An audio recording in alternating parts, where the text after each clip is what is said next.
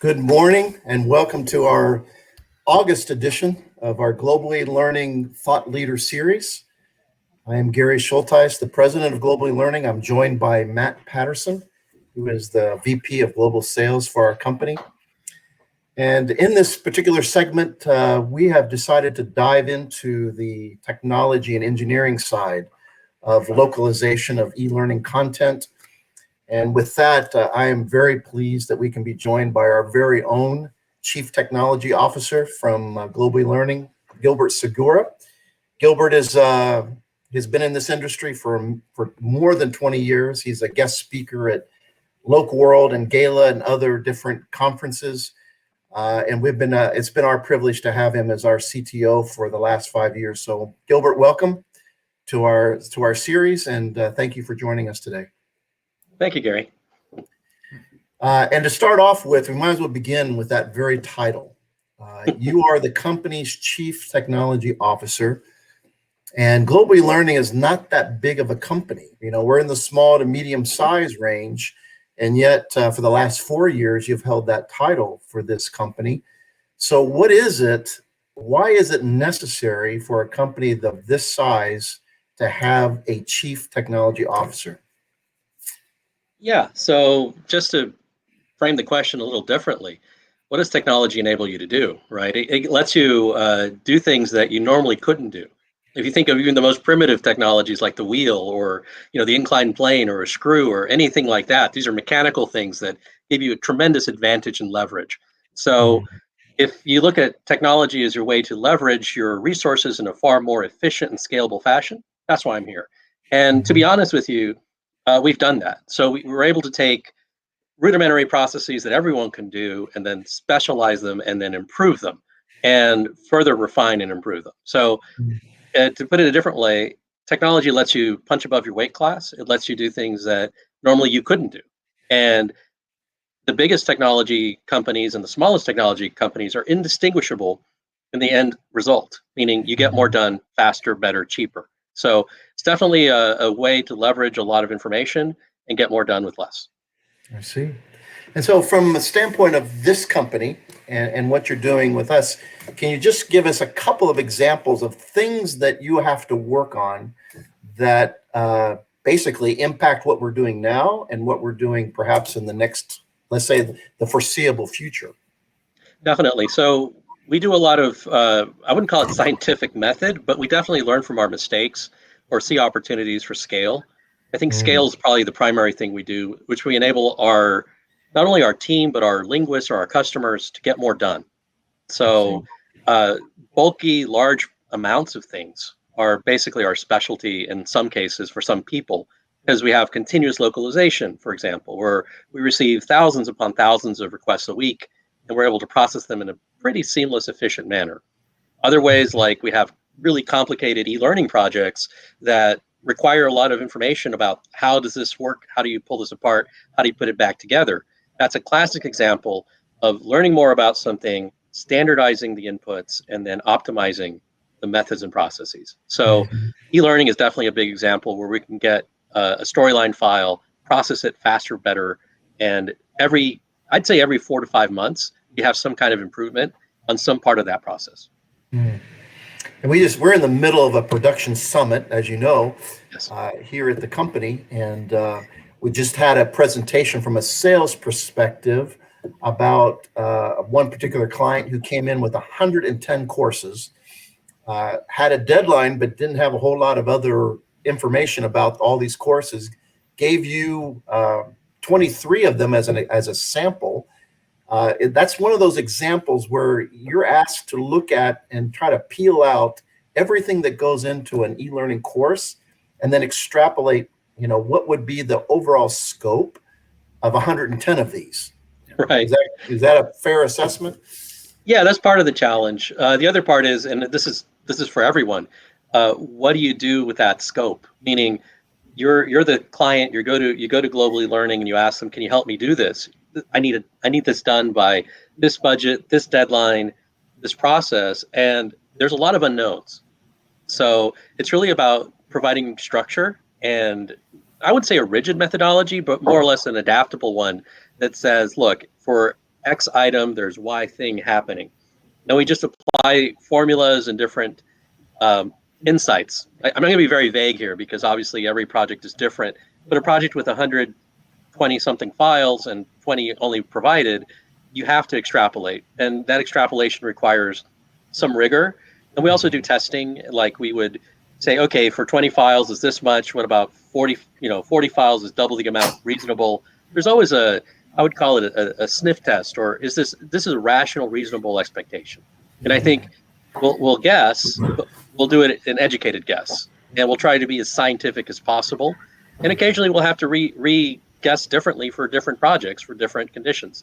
So it's part of the task is to make sure that you have all the elements mapped out properly, sized properly, identified properly. And that's a lot of complexity potentially, because how many videos does this course have? Okay, that's one. How about two or three? So you have to start making educated guesses. And my favorite phrase is, how much wood could a woodchuck chuck if a woodchuck could chuck wood? Because really what you're asking is, how many videos, how many minutes, how many slides, how many words, how many people? Are 5 people really talking for 5 minutes each? That's so much time, right? So it's always boundaries, setting the boundaries and identifying them. That gives you the scope and then lets you execute. Very good. Yeah, so Gilbert, along with that scope, I mean, we have a reputation within this industry of managing really, really complex multimedia projects. You know that, and typically when they come in, they get placed on your desk and ask for you to parse them. So, how do you keep up both accuracy and speed with that? Because both those are obviously important to customers, along with price, right? You've got your triangle: accuracy, quality, price, and speed. Yeah.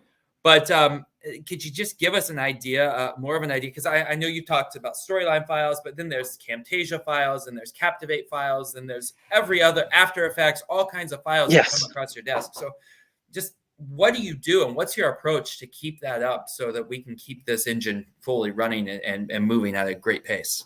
Well, I mean, there's some proprietary secret sauce I won't share, obviously. But what we end up doing is basically kind of having a cookbook and experience, right? And whenever I run across a new e-learning thing, and there's always a new e-learning thing, there's no different thing.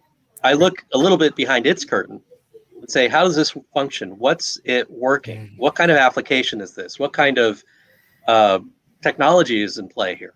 Is it Articulate Rise is a good example where they had a web-based technology and they're using specific technologies in their stack, and I could, decipher them to some degree. Yeah. And so every different technology tool approach requires a different set of tools that we have a toolbox for.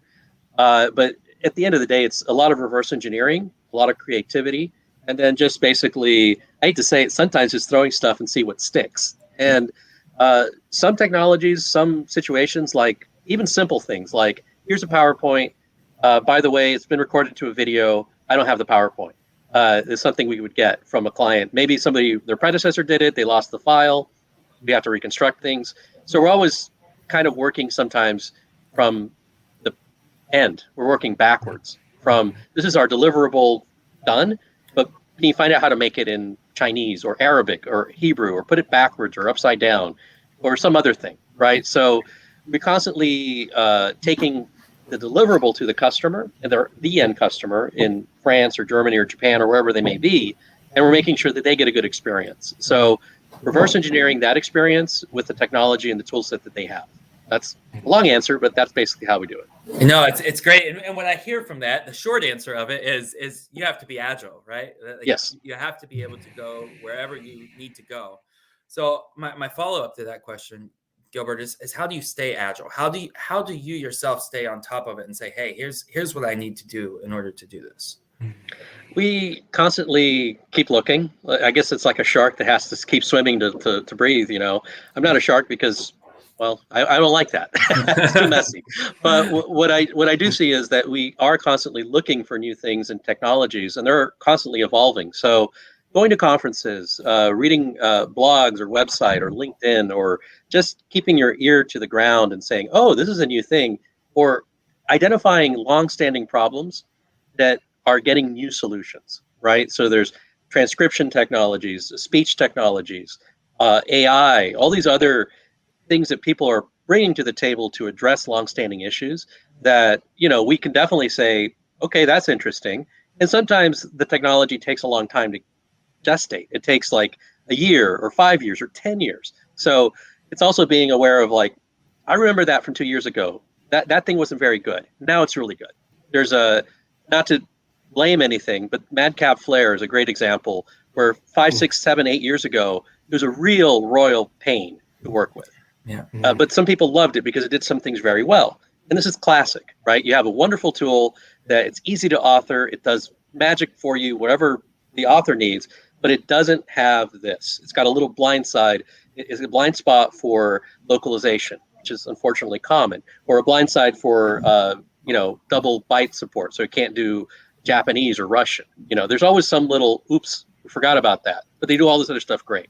Yeah. And then you wait a couple years, and lo and behold, somebody somewhere, usually within that company, if they're smart and they're still around, will fix it. And they'll make this new version.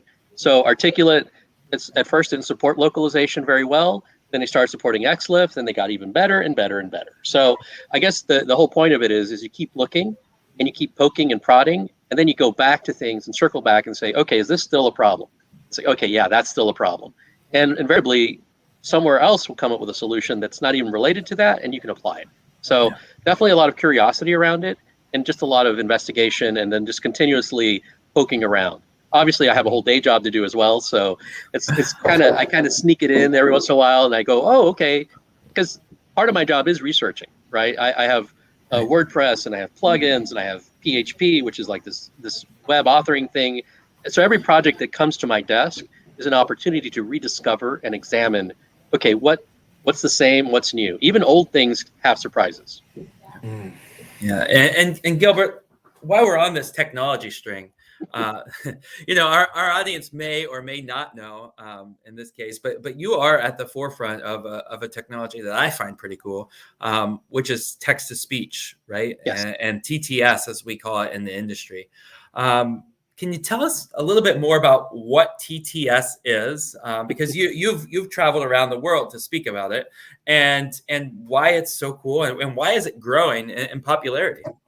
Yeah, so TexttoSpeech, TTS, is it's a synthetic media, if you think about it, right? So in the good old days, when you need something done, somebody would get a piece of paper and read it in front of a microphone, and you'd have to pay for that person to show up, you'd have to record it, and then you'd have to edit it, life goes on. That's a very labor-intensive, people-intensive process, and it's very expensive. Now, I'll tell you what, people do wonderful work here. This is a long-standing trend. There's voice actors and all kinds of stuff, and they all deserve the credit for what they do. But from a business perspective, sometimes you just need to say, click next, or it's low-hanging fruit that's not that important, or it's a safety manual that's kind of boring and dry, and it should be, meaning it's like, don't stick your hand in the shredder. Okay, that makes sense, but you need to hear that from a very calm cadence, and you need it in 20 languages.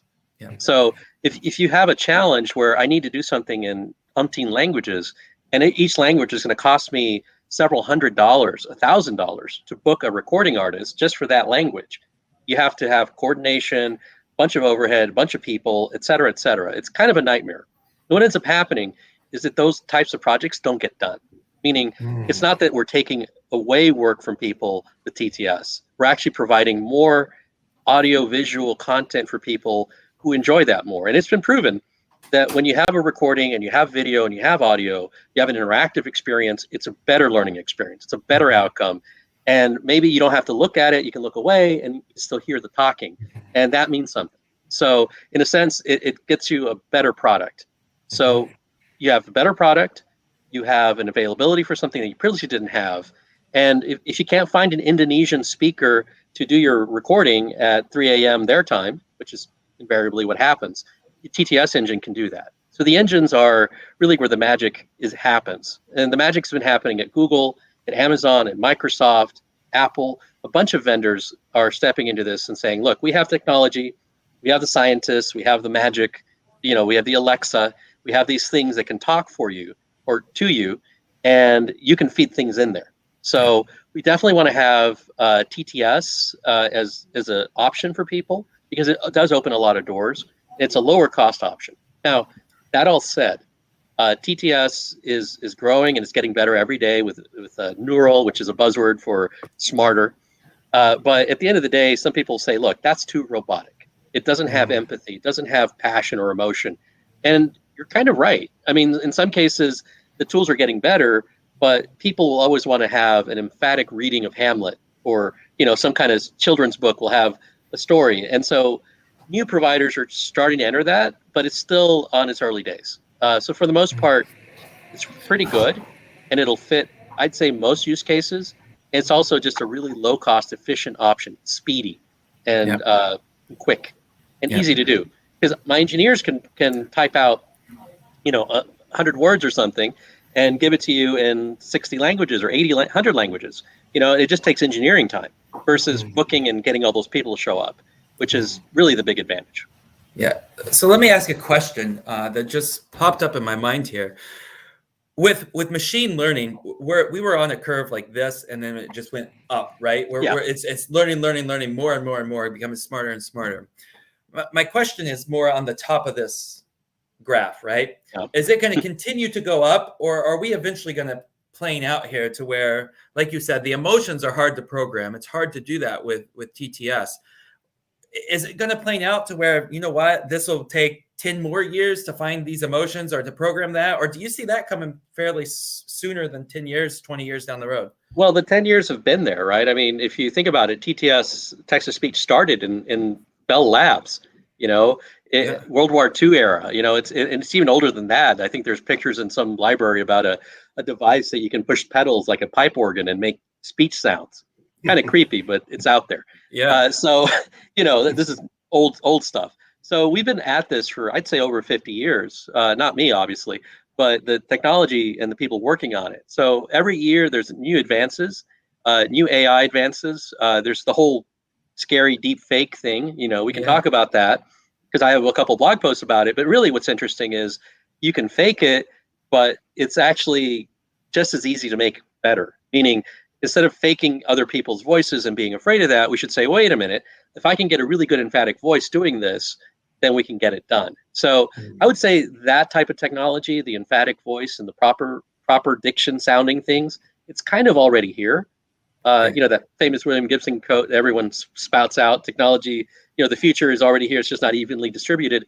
The fact of the matter is, in some cases, in English language, you have it. We can have voices impersonate famous politicians. Barack Obama is a famous example where, there's examples of David Beckham speaking in 20 languages, etc.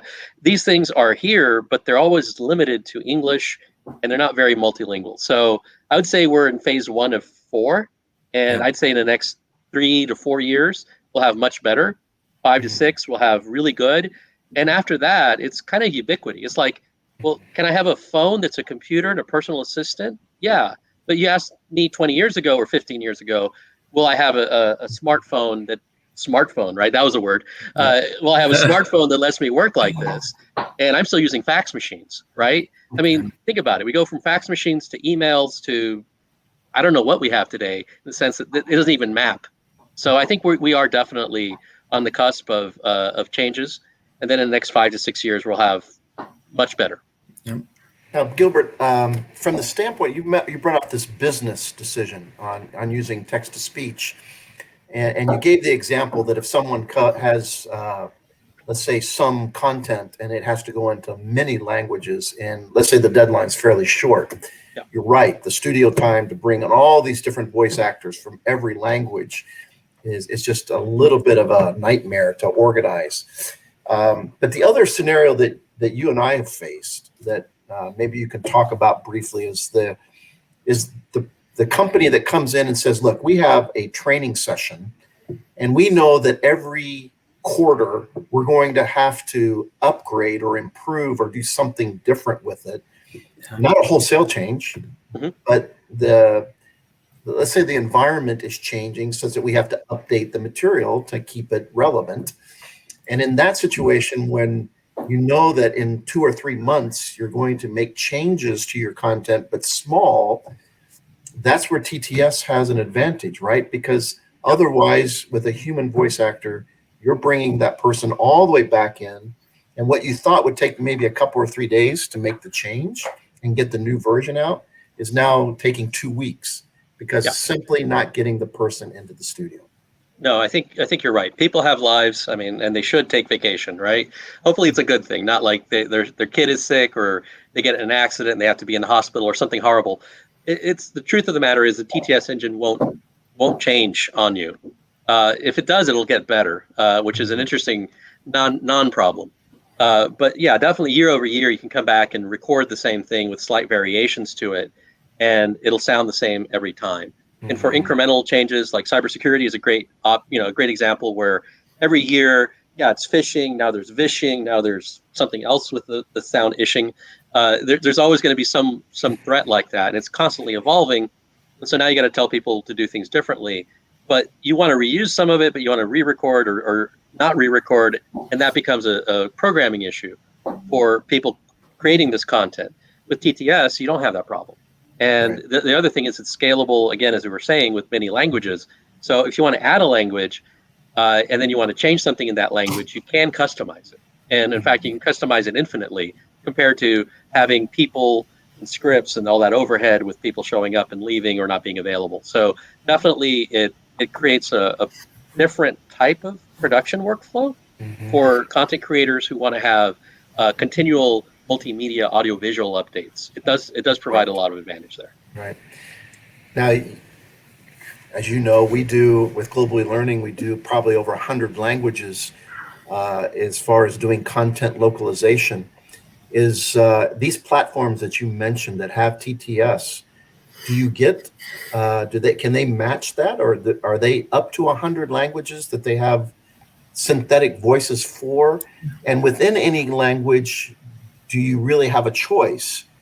If I go and I ask for a French Canadian, or if I need to get to, let's say, a Hungarian language, do I get a choice of gender? Do I get a choice of different high pitch, low pitch type of voices, or what am I expecting to see? It's definitely a mixed bag. You do get over 130, 150 languages just because of the different providers altogether. Any given provider usually has 40 to 50, maybe 60. Not always the same. Surprising omissions or lack of offerings in terms of like Spanish on Amazon. You don't get as many as you could. It's changed now. Again, this is every year, every 5 to 6 months, a new engine's trained, a new thing is done, it's rolled out.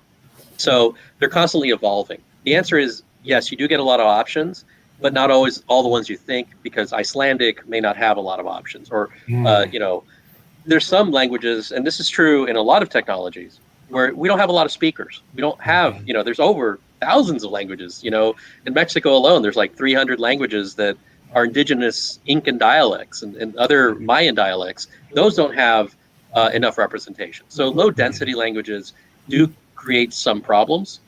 And these technologies, unfortunately, are slightly biased towards Romance languages, the big stuff like, Chinese, Japanese, Korean, Russian, all the big languages we all know.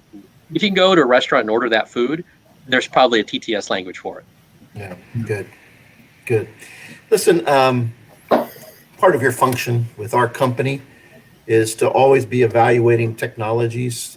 And you and I have had many, many discussions in your 4 years with us about certain technologies that you believe that we should be considering and looking into investing in and all this.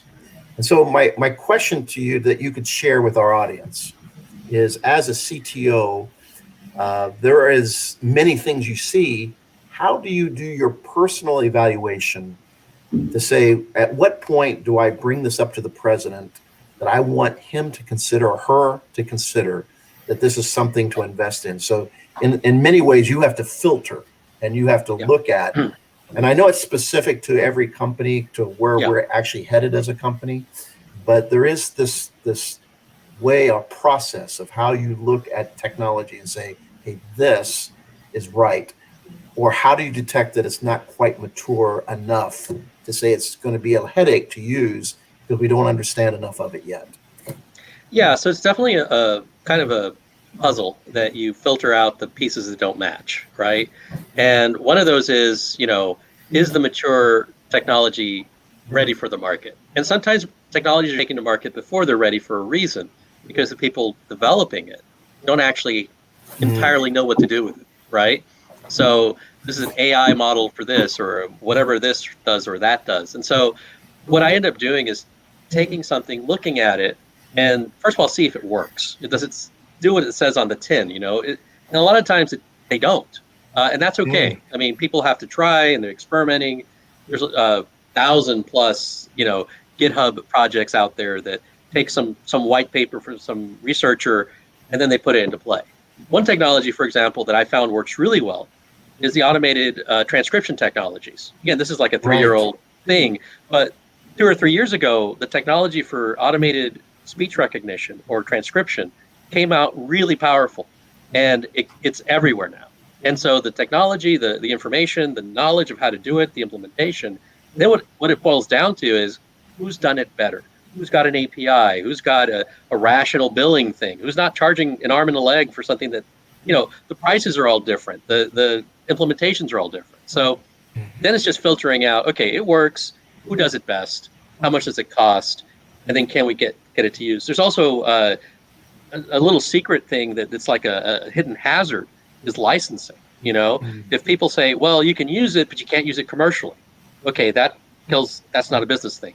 Or you can use it commercially, but we have to get a cut of the profits. You gotta get royalties. That doesn't work either, right? So there's always gotchas that have nothing to do with the technology. It's all about the business environment, the legal ramifications. Is it ethical? Maybe they're using things that you shouldn't be using, but it works really great. Like, okay, we can't do that either. So there's a lot of technologies that should work and are great, but maybe have other problems that aren't even technology based. They're more like the business side of it or the legal side of it. Gotcha. Now, I'm going to ask you, and without getting into proprietary things for our company, so be careful what you say here, Gilbert.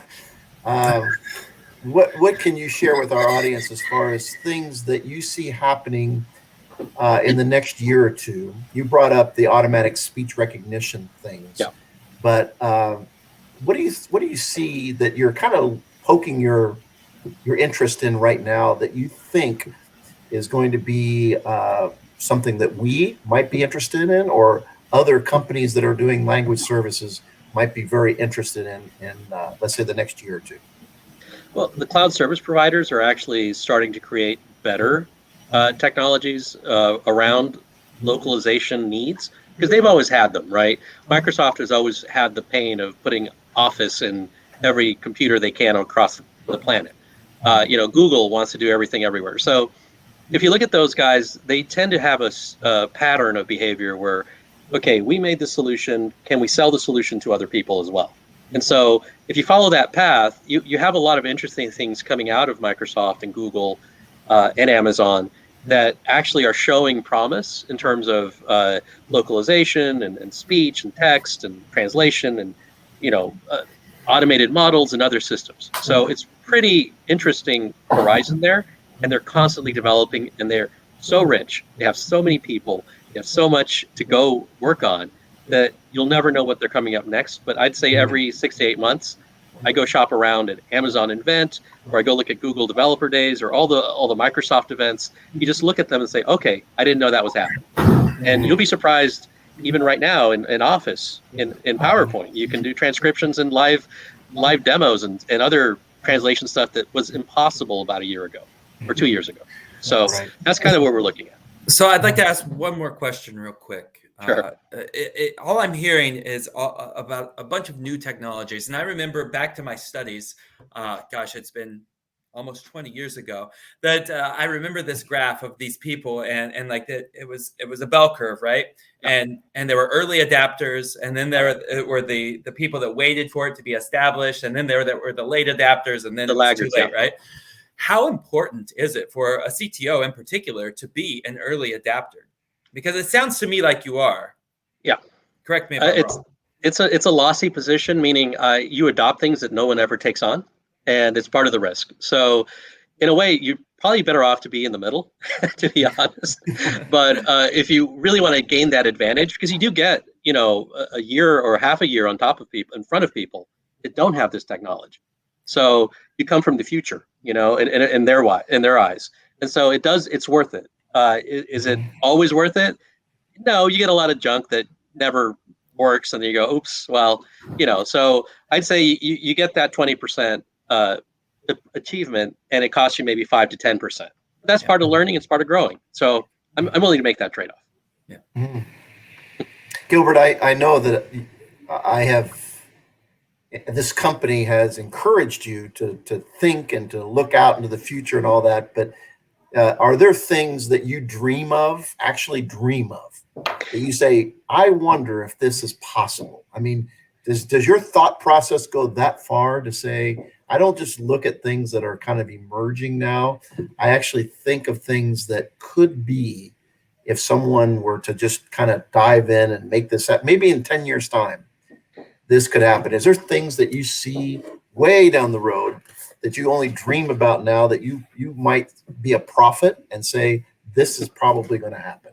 Yeah, there are things like that, but I also call it 10 years or $10 million, really, because you need to hire a team of scientists, computational magicians and wizards who, study this and they do their PhDs on it.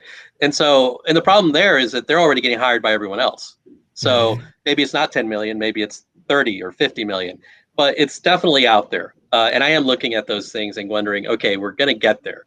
And I guess that's the biggest challenge, is knowing that we're getting there, and maybe knowing that, yeah, I was right about that, but okay, so, preparing around it.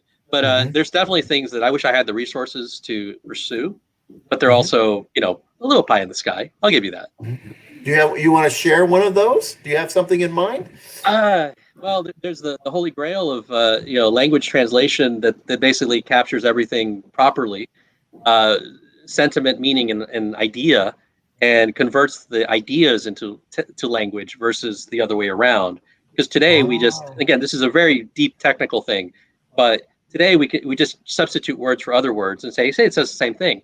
Whereas if we were to do a really proper knowledge-based thing, we'd say this concept is this concept here.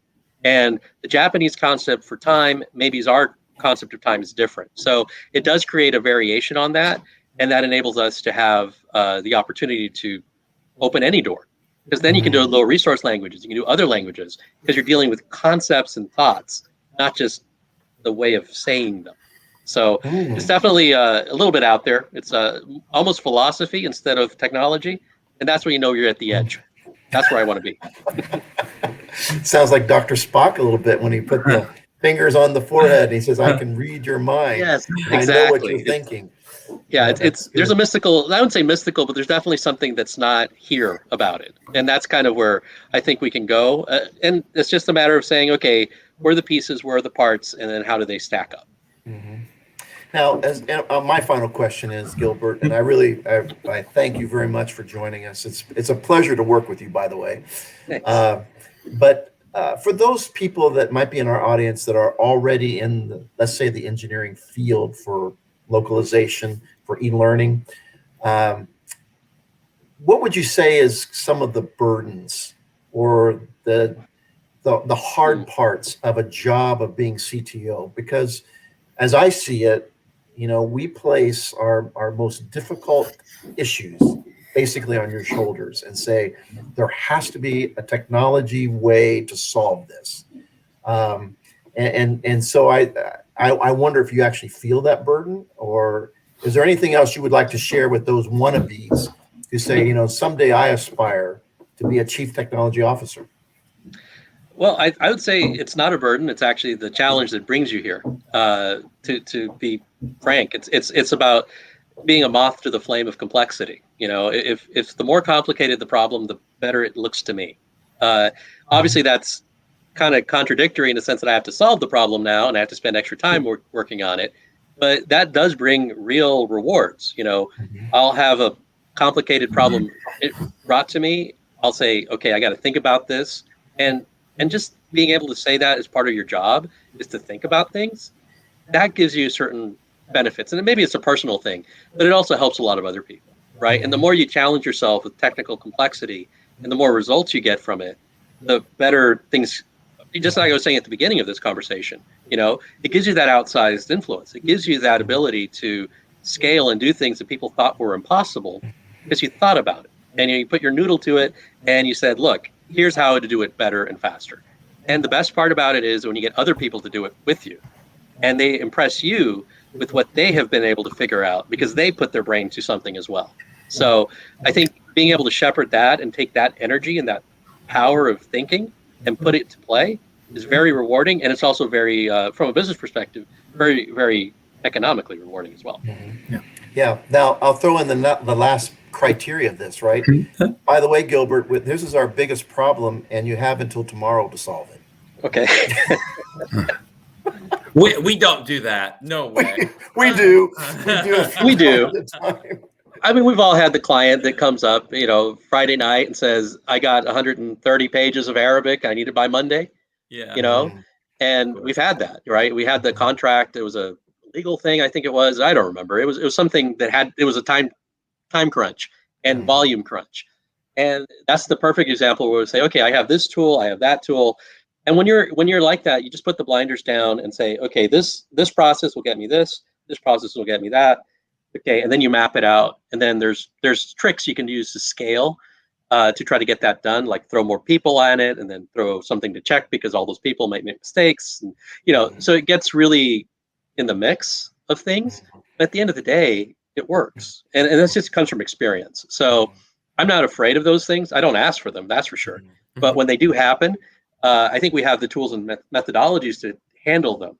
And I would say, after a hard day's work or hard week's worth or month's work, which we've had on some occasions, it's actually rewarding. You got a lot done. And what I find myself doing is looking back and going, gosh, I did all that. And I don't remember because I just was too busy working and thinking about it and executing that I don't necessarily have that. It was a pain or it was horrible. It was, I don't have that association. I have an accomplishment, not a regret. Well, from my perspective, Gilbert, you've done an excellent job for us. I really thank you for all the, I call it the sweat of, because we do put deadlines on it. And we often have to say, look, we need a solution and we need it faster than you can imagine. Our clients are asking the same. They need answers quick. But we're at the end of our time. So Gilbert, I just want to say thank you again. You're one of the finest I've met as far as being a chief technology officer. Really appreciate what you do for our company. And Matt, thank you for joining me again for this monthly series. And we'll be back for a September edition very shortly. Thank you, everyone. Thanks, Gilbert. Bye. Thanks, everybody. Later.